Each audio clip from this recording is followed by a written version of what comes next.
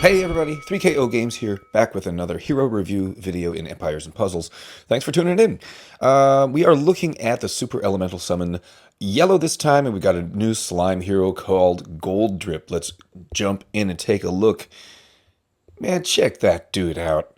He is living large, luxurious robe, just relaxing on some fat sacks of money, man. Treasure all over the floor and in his body. That's pretty good. He is living large. This is the kind of funds you need in order to have a top level roster, apparently. Man, I haven't been posting my polls, but I actually tried a little bit in Covenant and have a uncostumed Kagan and 2 heroes of the month to show for it.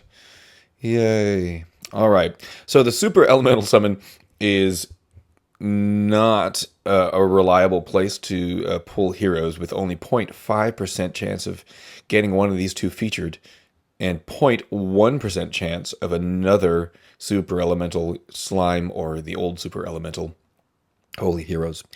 1.9% chance though of pulling a different legendary holy hero, and there are plenty in here. You'd probably want to skip these, but we've got some fawns, we've got some moths, we've got some foxes, lots of good heroes, and I could definitely use a new project. I've been saving up the elemental coins, so let's talk about Goldrip and then do a few summons here. Goldrip is a 5-star yellow sorcerer, so we get that chance to delay, give a little mana generation down. 1187 team power, sitting really high on attack, 1345, 1075 on defense, 2078 on health.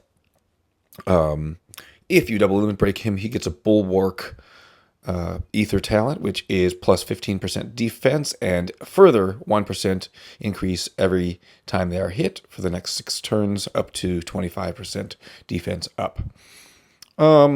Yeah, I mean, it kind of sounds like, I don't know, like with a bulwark ether talent, it seems like maybe a tank. I don't know, is he tanky? He is certainly tanky, sitting on those sacks of money. But let's take a look at his special skill. Well, I guess we go through the family and passive first. Most of y'all know Slime Family gives the rest of the team stronger Mega Minions, Mega Fiends, and Fiends. They get plus 10 or 15 or 20% attack based on the number of Slime Family heroes on the team. So that's nice. Passive. If you beat this guy, his flanks get a Slime Mega Minion, 50% HP, 40% attack. So don't put him in the wing. If you hit this guy pretty hard and do more than 25% of his max health in damage, he receives a Slime Mega Minion for himself, 50% HP, 40% attack. Okay, now what we've all been waiting for, let's look at Coins of Pain. Average speed, inflicts the target with greed for 4 turns. Friendly effects from special skills only affect target characters with greed. We've been seeing lots of greed lately. Anubis with a costume in the last Soul Exchange. There's that fox, Silverpaw, one of the paws. Yellow fox that does greed and like some other kind of damage over time. But greed can be, if you're smart with it, it can be a really useful skill to have. I pulled Anubis and then didn't actually level up his costume yet. Start playing with him. So I'm excited to do that eventually. But here's another greed character.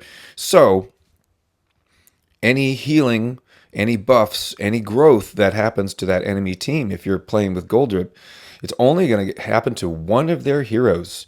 Only one of the heroes is going to get it. Especially when you look at the rest of this skill, it's pretty great. All enemies receive 1372 bleed damage over 4 turns. So you can't heal. You can't out-heal this bleed damage. Only one character can. Everybody else is going to get that. And then 310% damage to all enemies. Pretty nice. I think Goldrip is going to be an excellent hero at average speed. Not game-changing, but certainly a great hero to have on your attacking war team. Maybe he's a good defensive hero. Could even be tanky. Of course, you don't know when and how that greed is going to hit if he's a defensive hero. So you have to take your chances on that. Anyway, those are my thoughts about Goldrip. Solid hero. He's featured alongside of Goldrip, who is an interesting support hero. Makes everybody have slime revive status. All right. Well, I've got a couple pulls here. Let's do a superstition. There's a 2-star. There's a 1-star troop. Well, oh well. Let's go back in. Yeah. 14 pulls. Cedar. I'll get a bunch of cedars. Maybe a Dawa. Hey, Waddles. Gotta love Waddles. I actually usually enjoy doing these super elemental events. And just going through the roster. Oh, there's Poppy with the costume. Oop, and a trainer hero. Okay, I'll take it. Going through all the heroes that I don't really play with and putting them into battle. It's kind of fun. Through, still don't know how to pronounce his name, but he gave me a trainer hero too. Pretty interesting. Malia, there we go. Costumes galore. I'm not mad at some costumes because I'm working on leveling up Glass Liana. Well, not her glass costume at the moment. All these trainer heroes. Got 6 more here. Come on. Maybe a 5-star hero. Guardian Jackal. Nice. Okay. So all these costumes will go into feeding up Liana. 4 more. 5-star. Come on, 5-star. No, looks like no luck for me here. Zion. 2 more. Come on. Gull Bursty. All these will I get all these little 1-star trainer heroes. I guess it's better than nothing. Last one. Let's see.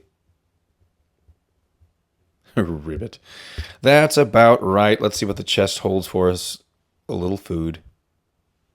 That's a pretty crappy chest too. Well, anyway, those are the pulls and those are the thoughts about this hero. Let me know down below if you have any luck or what you think about him.